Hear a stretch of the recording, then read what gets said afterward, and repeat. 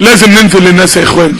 دي الخطوة الجاية، النصيحة الاخرانية اللي تحت عنوان الخطوة الجاية، نصيحة ان لازم نبقى مع بعض، ما عادش ينفع تبقى لوحدك. الحمل بقى تقيل قوي، الاجندة بقت كبيرة قوي. اهو الراجل اهو بيقول لك لو ربنا نزل في الانتخابات ياخد 70% يحمد ربنا. يا نهار ابيض، يا نهار ابيض. الا تجيبوه، الا تجيبوه. لما ابو سفيان قال له هبل سب في الله سيدنا محمد قال الا تجيبوه. ربنا يشتم وانت ساكت؟ واي اتهام لشريعة الله واتهام لله.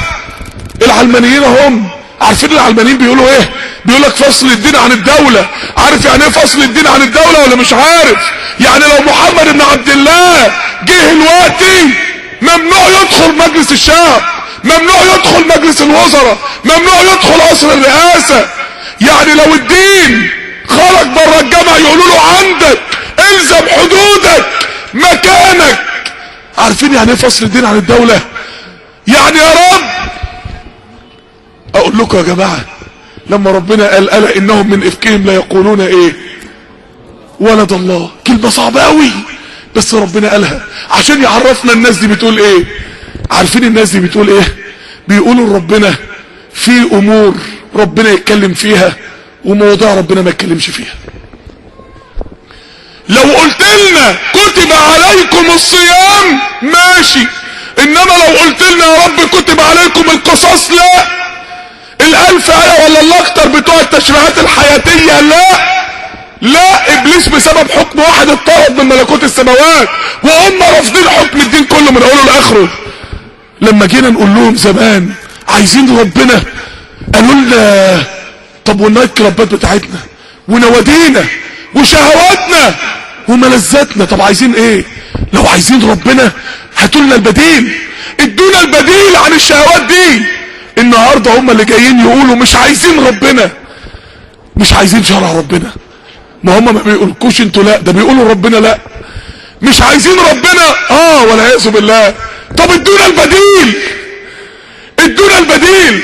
هاتوا لنا واحد من 6 مليار واحد اللي على وجه الارض احكم من ربنا نمشي وراه. هاتوا لنا واحد من 6 مليار واحد اللي على وجه الارض اعلم من ربنا نمشي وراه. هاتوا لنا واحد من 6 مليار واحد اللي على وجه الارض ارحم بينا من ربنا نمشي وراه. هاتوا لنا البديل.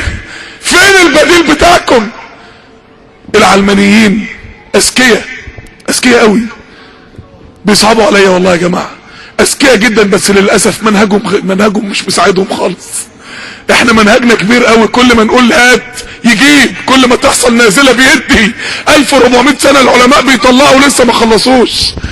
منهجهم غريب، منهجهم غلبان، فقراء يا عيني، فقراء بيقلدوا الغرب اللي اضعف عصور في حياتهم كانوا لما مشوا ورا الدين، واحنا اقوى عصور في حياتنا لما مشينا ورا الدين. عايزين نقنع الناس بالجوهرة، عايزين نبقى مع بعض. عمرك ما هتمشي لوحدك. ربنا بيقول اهدنا، بتقول اهدنا ليه؟ لانك مش هتوصل لربنا لوحدك. ربنا بيقول وسيق الذين اتقوا ربهم الى الجنة زمرا. ليه زمر؟ محدش بيدخل الجنة لوحده. ليه؟ لان اللي كانوا ماشيين لوحدهم وقعوا ما عرفوش يوصلوا. مش هتدخل الجنة غير مع ناس. شوف مين اللي هتدخل الجنة معاهم.